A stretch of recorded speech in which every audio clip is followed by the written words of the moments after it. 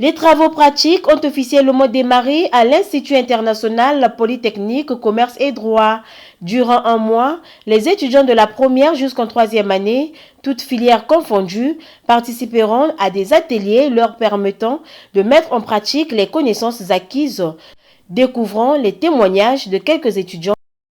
Moi, c'est l'étudiant Mavungo Dieu. Je suis en deuxième année. Bon, tout d'abord, je suis positif et enthousiasmé dans l'idéal de pouvoir encore en découvrir et de pouvoir trouver le lien entre la théorie que j'ai appris à l'école et ce que je vais apprendre ici. Je m'appelle Binita Zand. On va faire les TP de schéma industriel. On a déjà eu à faire schéma électrique en classe. On a parlé des montages et tout. Donc là, on est carrément sur le terrain. Il y a la réalité qui est là. On sait, en fait, on va apprendre à manier les circuits. Mademoiselle Mazuki Vumi Benicia. Je suis étudiante en deuxième année en automatisme informatique industriel. Ma présence est justifiée sur le fait que nous sommes en phase de pratique. On a fait un nouveau schéma en ce qui concerne un sens de marche avec le but fin de cours des voyants lumineux. Donc là, on est en train de travailler sur le schéma. On nous a posé un problème et nous avons vaincu à trouver la solution par rapport au schéma. Et après le schéma, nous allons faire le montage directement. À chaque moment, quand on a des difficultés, le prof il est là pour essayer de restaurer le problème. On avance très bien en tout cas.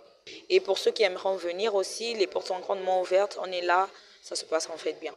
Je me nomme Bikunga Nasoubani Steven, étudiant en deuxième année en électrotechnique. Ce matin, j'ai compris comment lire un cahier de charge et monter un schéma de commande à partir de mon cahier de charge.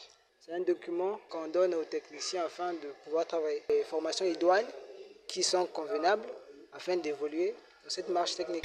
Quelques formateurs présents dans les ateliers expliquent l'importance de cette étape décisive dans le parcours académique et professionnel des apprenants. De même, ils lancent un vibrant appel aux étudiants ainsi qu'aux parents.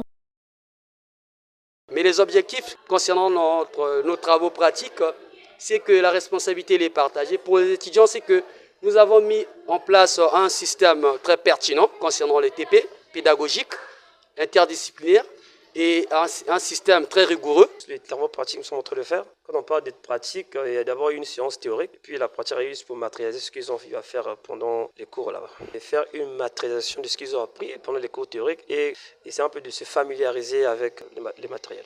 Bon, les filières sont un peu brassées, il y a AII, AIET. On s'est déjà familiarisé. Familiarisé dans le sens que, en expliquant, il y a toujours une partie qui comprend, l'autre partie, il y a tous les allers-retours. Un conseil, la première des choses, ne jamais laisser abandonner. On apprend, c'est toujours dans la difficulté. Et en travaillant, en se forçant, si tu ne comprends pas, il faut toujours demander au fur et à mesure. Ce sont les petits efforts d'aujourd'hui qui feront des solutions de demain.